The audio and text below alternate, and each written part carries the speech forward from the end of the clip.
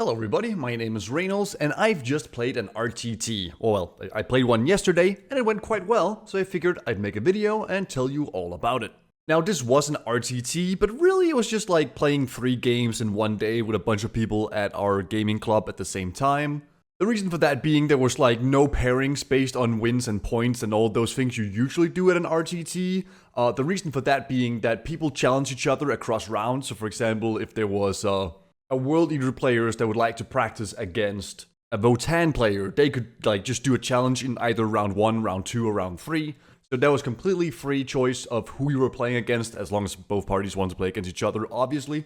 And that of course meant that sometimes you didn't go against the person you were supposed to go against, because, you know, if you won game 1, you might actually go against someone who lost game 1, and so on and so forth.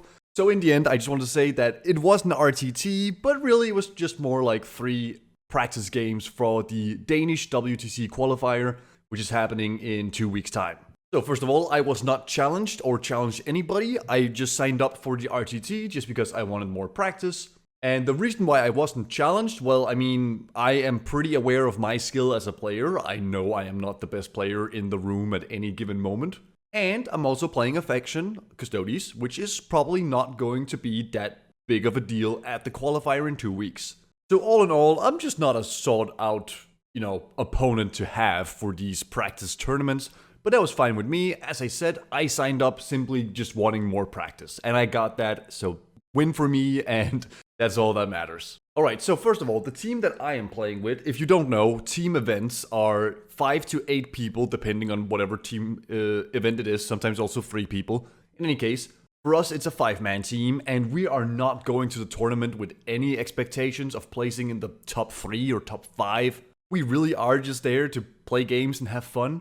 Of course, we try to win as best as we can, but I'm not like super into optimizing my list to every single little minute detail. And most of the people on my team aren't that way either. So really, we show up with the list that we like to play, and then we try and make the game as competitive as possible, and then, that's about it. That's our expectations, that's our goals.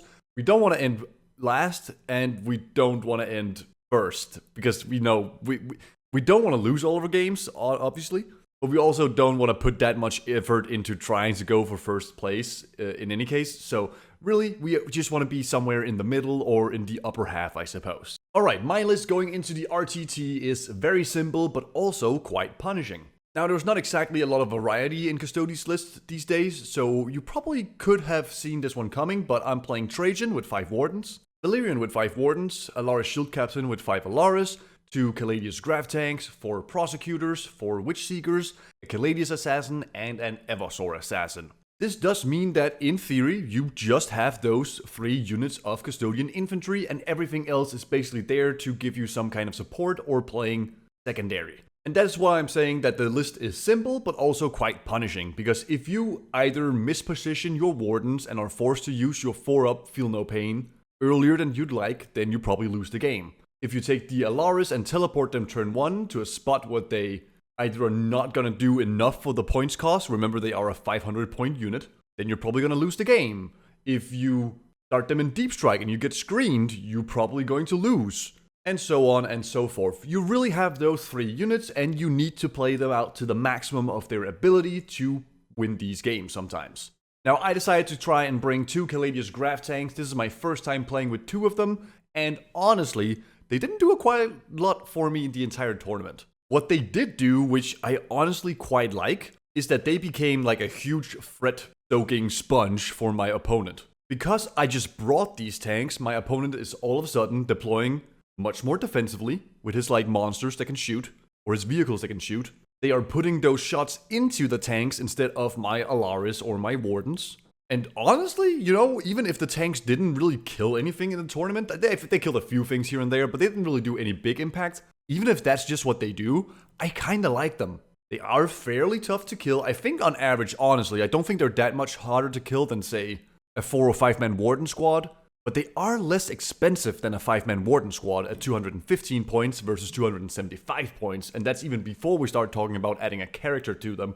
So in a way, Graph Tank, just having that threat on the board, feels quite nice. They are also very big models, and that also means that they can be used for screening. Now, obviously, if you're looking to screen, you could drop one Caladius Graph Tanks and take 20 prosecutors. I don't even know, maybe like 40 prosecutors for the same points cost. But my point simply being that they can be a threat, but they also take up space on the board.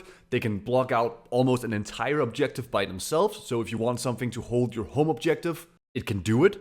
And yeah, that's really something that I noticed playing with them. They didn't do a whole lot of damage, but they added threat to my list. They made my opponent respect them, and that just meant I had a little bit of an easier time playing. Now, if you haven't watched my latest video where I went through Custodes and its various matchups, as well as the follow-up stream I did with Happy Trumpin Wargaming over on his channel, go check that out, you will notice we talked a lot about taking the tanks or taking infantry instead.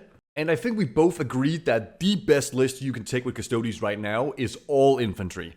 However, all infantry is also a much harder list to play than, say, this list where you have two Caladius Graph Tanks that do add a little bit of support in the form of like a crutch.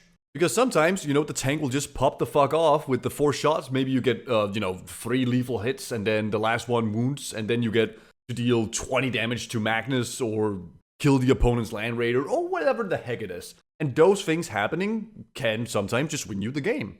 And that's why Caladius are a little bit of a crutch, because they are good. They are good vehicles for Custodes, but they don't allow us to participate in a true, shootout fashion, which is what the meta is right now for a lot of armies.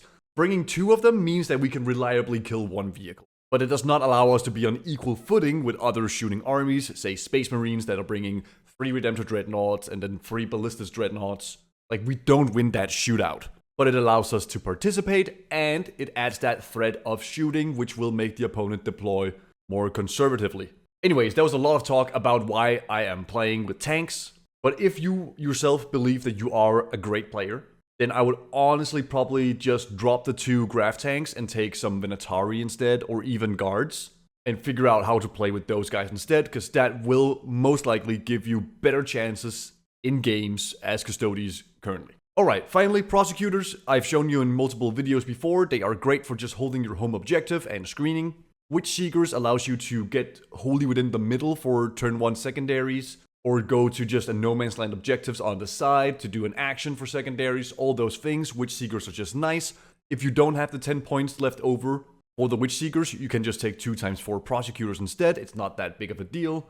Caladius Assassin is absolutely amazing, allows you to make opponent's stratagem more expensive, and honestly, I've been finding that's the most important part for me. If I can make Space Marines Armor of Contempt cost 2 CP or 1 CP when they make it 3, or if I can make Tyranids 5-up Feel No Pain cost 2 CP, all those things are just very, very nice. But obviously she also helps with Lone Operative and being able to do some secondaries, and she has a decent shooting and fight profile. The Eversor Assassin scouts 9 inches, once again allows you to get to no man's land objectives for secondaries. Also quite decent at fighting.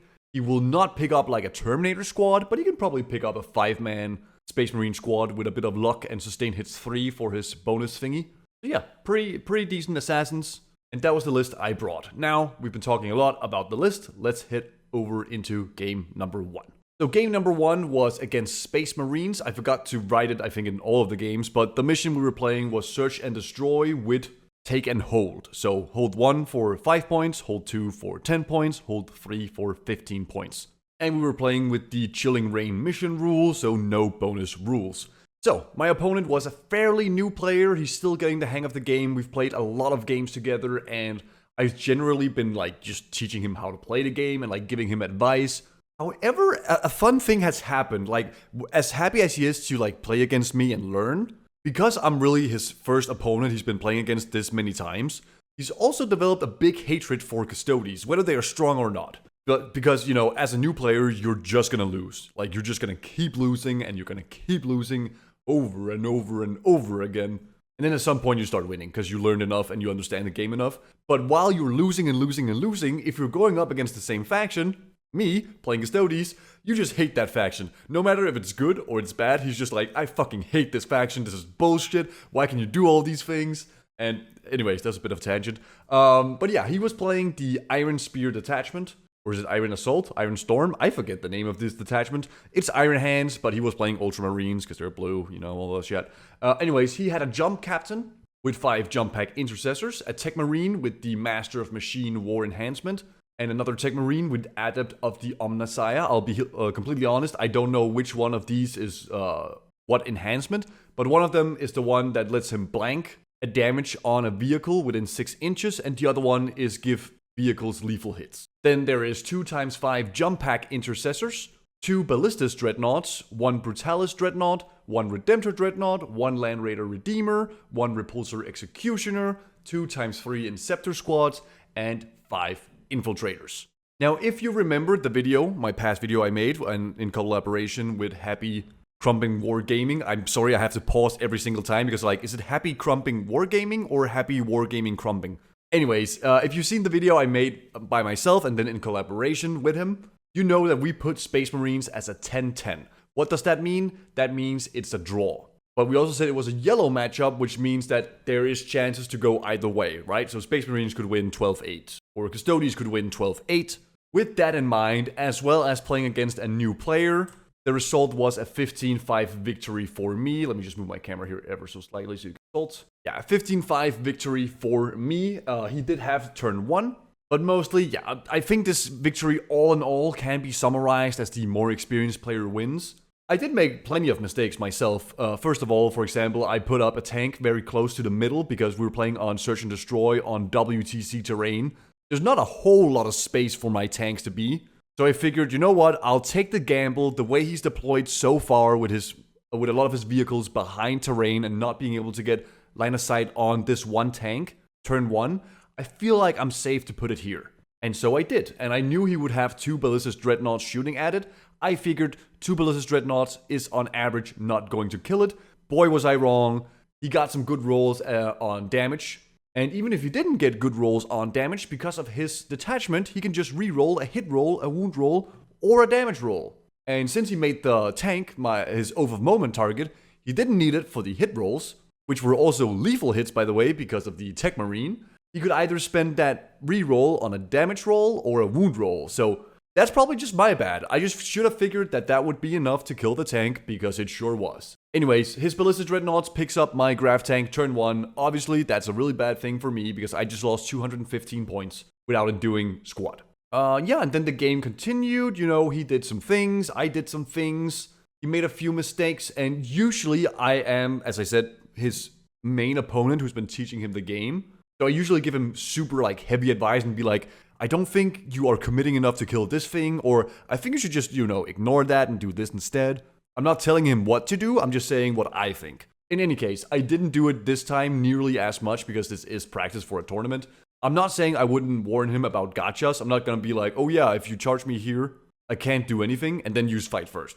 That's not what I'm saying. I'm just saying that if he's saying, oh, I'm gonna charge Trajan, I'm not gonna be like, oh, I would not charge Trajan with that unit because chances are you are not gonna kill me and then I'm just gonna kill you and it will be a bad trade. That kind of advice I decided not to give because, again, it's practice for a tournament and we are nearing a point where he needs to be able to make those decisions himself or learn the hard way. But yeah, as I said, I think this matchup, if a more, experienced player were playing his army, this could totally be a 10-10. I could totally have lost this. In any case, I was playing against a fairly new player, and that's probably why I was able to run away with the victory. I noticed that he kind of made worse and worse decisions as the game went on. I think he was playing completely fine the first few turns, but then after that, I think he just, lost the goal, so to speak, like where to go, what should I be doing, what should I be focusing on. I think it just became a little bit too much, and it ended up being a victory for the Custodes. Onwards to game number 2 versus Genestealer Cults, and, I still don't really know what they did, but I played against them, so that was my first game against Genestealer Cults. I'm going up in this game against a very experienced player who's been playing on the Danish WTC team either last year and this year, or just last year. I don't remember. In any case, he's for sure a better player than I am. His list was a Primus with a Biophagus with 10 Aberrants, the big hulky dudes, 2 Reductus Saboteurs, 4x10 Acolyte Hybrids, 20 Neophyte Hybrids, Goliath Trucks, Achilles Ridge Runners, 10 Cadian Shock Troopers, 2x10 Katachan Jungle Fighters, a Chimera, and a Cyclops Demolition Vehicle. I would love to give you insight into this list, but as I said, it's the first time I'm playing against Genestealer Cults. I have no idea if this is a normal list. What I can say is that the saboteurs are super annoying when you're playing with assassins. Especially the Eversor assassin, because, you know, oh, I want to go on this objective, and then he puts his model within 12 inches of the objective and be like, if you go on the objective, there's a 66% chance that your assassin just dies, because I deal D3 plus 3 mortal wounds, or is it D3 plus 2? In any case, he deals a lot of mortal wounds, and an assassin has 4 wounds, no protection against mortal wounds, so if the assassin gets too close, it just dies. Luckily, Custodes are quite tough against mortal wounds, and in general pretty tough for Genestealer cults to get through. Which is why it resulted in a 10-10, also known as a draw when it comes to WTC points. If we were playing normal GW style pointing, or point scoring, I would have lost this game by 2 points, which is unfortunate, but you know, that's fair. He is a much more experienced player than me, and honestly, I'm just happy we were able to get to this result. So yeah, drawing against this player is a win in my eyes. He was, however, pretty unlucky, and if we're being realistic about those unlucky things happening, this should have probably been a 12-8 or at least an 11-9 in his favor. So we were playing Purge the Foe on the sweeping engagement deployment with hidden supplies. That means that the middle objective becomes 2 objectives instead, and are slightly pushed towards, you know, either deployment zone. So Purge the Foe is the kill more, and hold more primary, which obviously is awesome for me. I'm not sure I'm going to be able to hold more going into this game, but I'm definitely going to be able to kill more, because if I'm not able to kill more, that means I'm just losing the game. But yeah, this is my first game. I'm super unsure of how I play against Genestealer cults with Custodes, and ultimately I decided that I'm gonna stage for 1 turn, and then I'm just gonna go all in on beating him, because otherwise I think he can just do all his movement tricks all the time, and by the end of the game, I will not have been able to kill enough stuff to score my points, and it'll just be a complete disaster. And yeah, except for the Aberrants, there was nothing in his army I didn't feel confident about putting one of those Warden units or the Alaris units into, and then being able to pick them up in one go. Yeah, as I mentioned, my opponent was, or maybe is, on the Danish WTC team. I'm not 100% sure if he played this year, but he for sure played last year. And seeing as it was my first time playing this matchup, I'm super happy with a 10-10. What did happen that is super unlucky, I mentioned earlier, is that all of the units I killed turn 1 and turn 2, he failed the roll to bring back. Now, it wasn't like I killed his entire army turn 1 and turn 2, but I did kill like 2 units of the, I forget their names. I did kill like 2 units of the Acolyte hybrids, and I think I killed a Adeptus Saboteur. So like killing all those things and them not coming back is obviously a big win for me. And that's what I'm saying. If those guys were back, then he would probably have been able to play the game a little more, or deny me in playing the game a little more, and therefore would most likely be a 12-8 or an 11-9 in his favor rather than a 10-10. I will say, going into Genestealers, I was very scared of all their bomb throwing, but they are only hitting on 5s and 6s, but that is with sustained hits if they came in from reserves, and then it's strength 12 afterwards. However, it is still only between 8 to 12 on average, I believe. Wounds, that is. 8 to 12 wounds on average. Now, I quickly noticed that all of these bombs were damaged too. So every time he threw bombs at one of my infantry squads, I pressed the -1 damage button. And then after my 4-up invuln saves, you know, at worst, I would lose like 2 guys. And I'm okay with that, because losing 1 or 2 guys is actually probably a win for me, because then I get to just resurrect him for 1 command point. And now I have an easier time charging into whatever I need to charge into. If you also pop the 4-up Feel No Pain, well, in that case, there's actually an okay chance that you lose like 1 guy. So I don't think the matchup is as bad as I was fearing it would be, but I can totally see like a really good player just completely messing with someone on this and being like, yeah, 3-inch deep strike here, kill, and then if they get a little lucky with the revives, all those things. However, I actually think Custodes stand pretty decently into Genestealer cults, and it's not a complete wash from the Genestealers into the Custodes. As you can see by the score, I failed to kill more at the final turn, and that was actually kinda because he failed to revive anything. There kinda wasn't any more things I could just easily get into and easily kill. My opponent was able to max secondaries. I was only able to score 30 points on secondaries, which, you know, as Custodes, I'm very happy scoring 30 points on secondaries. But yeah, was a bit unlucky on my turn 1 draws with Investigate Signals and no prisoners. The sweeping engagement deployment zone means I could, in theory, be in 2 corners by turn 1. However, he was very quickly to infiltrate with his Aberrants, I keep forgetting the name, Aberrants, in my small corner, so to speak, in the deployment zone. So he put that unit there very early, which meant that I was just not incentivized to put anything near them, because if he goes first, whatever I put there will take a lot of damage. And yeah, no prisoners turn 1.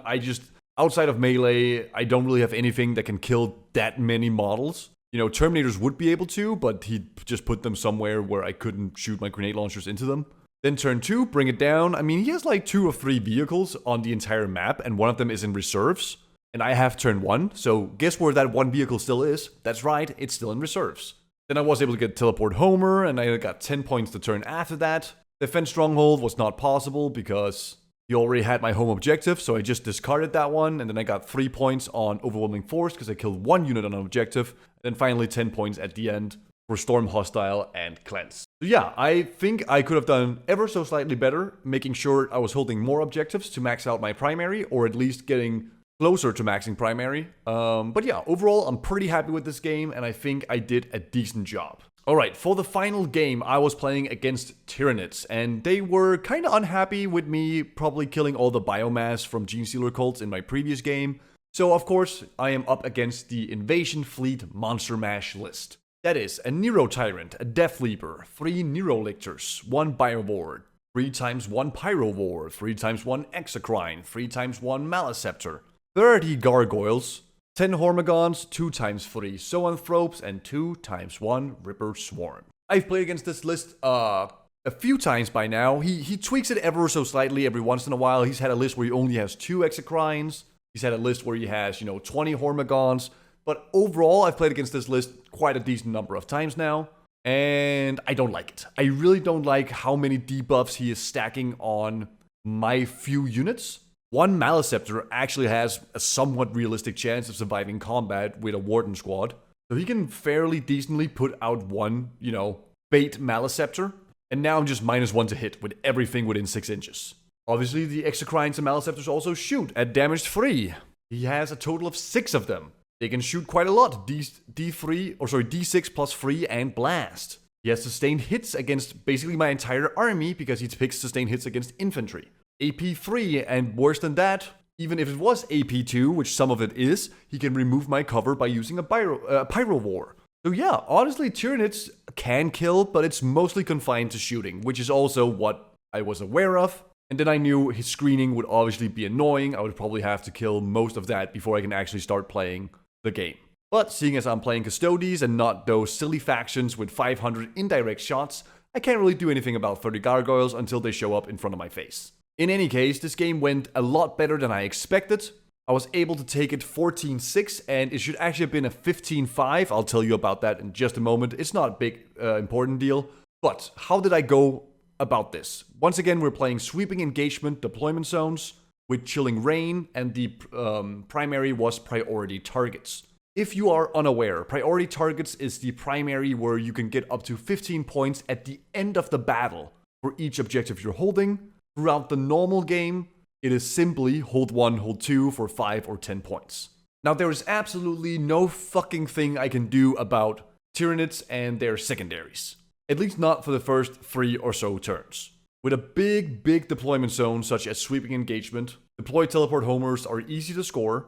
For Tyranids, because they can just shoot out Spore Mines, he can just set something in the middle like Gargoyles or Hormigons or whatever it is, and he can also do it there. Engage on all fronts. Once again, Sweeping Engagement, huge deployment zone. You can basically start in 3/4 from the get-go. And the only thing I can do to slightly deny it is to screen out my own deployment zone quarter, or one of my deployment zone quarters rather, to try and make sure he doesn't get 4 points on Engage on all fronts. And as you can see, I was actually fairly successful in doing so. In any case, because I went second, I immediately knew that my #1 goal was to survive. Because if I just survive and I have 3 objectives by the end of the game, I realistically score 15 points plus whatever primary I would normally get. So I would score between 20 and 25 points if I just stay alive. That is a huge swing in primary points. That basically means I could have completely given up on holding any primary for the first 2 turns and still get somewhere between 30 and 35 primary points. In any case, speaking of primary points, I seem to have forgotten, I didn't notice this until I started making this video, but I seem to have forgotten to give myself primaries for turn 3. I had my home objective for the entire game, so this should have been 5 points. So I should have maxed out primary, and that would have made it a 15-5 victory instead of a 14-6 victory. Again, that's not really that important, But just in case you were wondering why I didn't get any primaries that turn, that is simply me not hitting the button. In any case, so I'm going second. I know I need to stay alive. I need to play defensive. How do I do that? Well, it basically means I was forfeiting the map for the first 2 turns or so. Now, by forfeiting the map, I don't mean that I let him do anything he wanted and I just stayed in a corner. But it meant that, yes, I did maybe get a 12-inch advance, but rather than get as close as possible, I'll just get as close as possible without being in line of sight. It also meant that I pushed up my tanks to kind of be like a distraction carnifex. Because if just one tank survives, that probably draws the fire of 1 or 2 units for the next turn, and that means I have another turn of staging my custodians.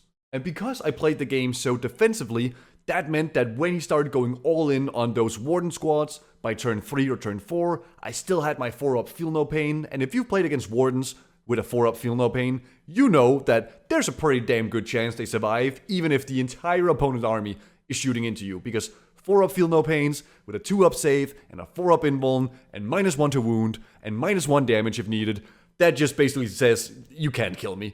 And that was indeed the case. He couldn't kill me, and because of that, I stayed in combat for I think 2 or 3 turns with various monsters, using the -1 to hit karate to make sure he couldn't kill me in melee. And as you can see, turn 4 and turn 5, I basically denied him all primary points. Well, I mean, turn 4 I denied him 5 primary points, which is still big on a mission where it's only needed to hold 2 objectives. He was only holding 1. And by turn 5, he was holding 0. And by the end of the game, he was still holding 0, so he got no points on primary. Whereas I got 25 points on primary because I held 2 at the start, and I held 3 by the end. I actually think I held 4, but doesn't matter, I couldn't score more than that. And again, I think the secondaries also tell the story of me playing super carefully and defensively, and still scoring points where I can, but not overextending. Turn 1, I draw Assassination and extend battle lines. I can for sure get extend battle lines. There's no way I get Assassination, so that's fine. I get a CP for that. Turn 2, I draw Area Denial and bring it down. Both I can score this turn if I want to. I can totally get a charge onto at least 1 monster, and I can totally get a unit into the middle. However, as you can see, I score none of them, and I discard Bring It Down, but I keep Area Denial. Why do I do that? Because I know next turn, I will be able to get something into the middle without it being in a bad position. I could have kept Bring It Down to score up to 8 points. However, right now I value that 1 command point more because it could be a command point reroll, it could be -1 damage, it could revive a dude, and I'm just trying to play to survive right now. So I can score those 15 points at the end of the game. Then in my turn 4, I draw Attempting Target, and this is where things get a little bit annoying for me, because Attempting Target should have been scored this turn. Unfortunately, Trajan popping 12 attacks as well as 25 attacks from Wardens leaves his Maleceptor at 1 wound after he uses the 5-up Feel No Pain stratagem for it. So that's super unfortunate. If that thing had died, I would have taken the objective. Oh, and actually it's even worse than that, because I didn't actually need to kill the Maleceptor to take the objective. I just needed to roll a 4 on my charge. I had a 2-inch charge. You know what I rolled? I rolled a 2-inch charge. So I was only able to get 1 model onto the objective because he had placed the Maleceptor in such a way where I couldn't properly get on the objective and still be in combat and base-to-base contact as I must be when possible. So that was a little bit annoying. I feel like I got a little robbed there. I think I could have gotten 5 points there in 9 out of 10 other scenarios, but that's just how it is with Dice Game. That turn I also score Area Denial with some Alaris in the middle. Then turn 4 I get Defend Stronghold and deploy Teleport Homer. I have my Caladius Assassin go up and down, do the Teleport Homer. I am all over the map pressuring him. He has no time to deal with my home objective, so I get Defend Stronghold at the end of turn 4 as well. Then I draw Capture Enemy Outpost and Storm Hostile Objective turn 5, but I discard Storm Hostile Objective for a command point because the only objective that's left for me to take is that one objective where the Maleceptor survived with 1 wound, and at the start of round 5, I only have Trajan there with 2 wounds. So there is a chance that Trajan just dies when he fights first with his Maleceptor, and then I don't have that objective. So instead of that, I look through my pile of cards and look what I have left. I see a lot of good options.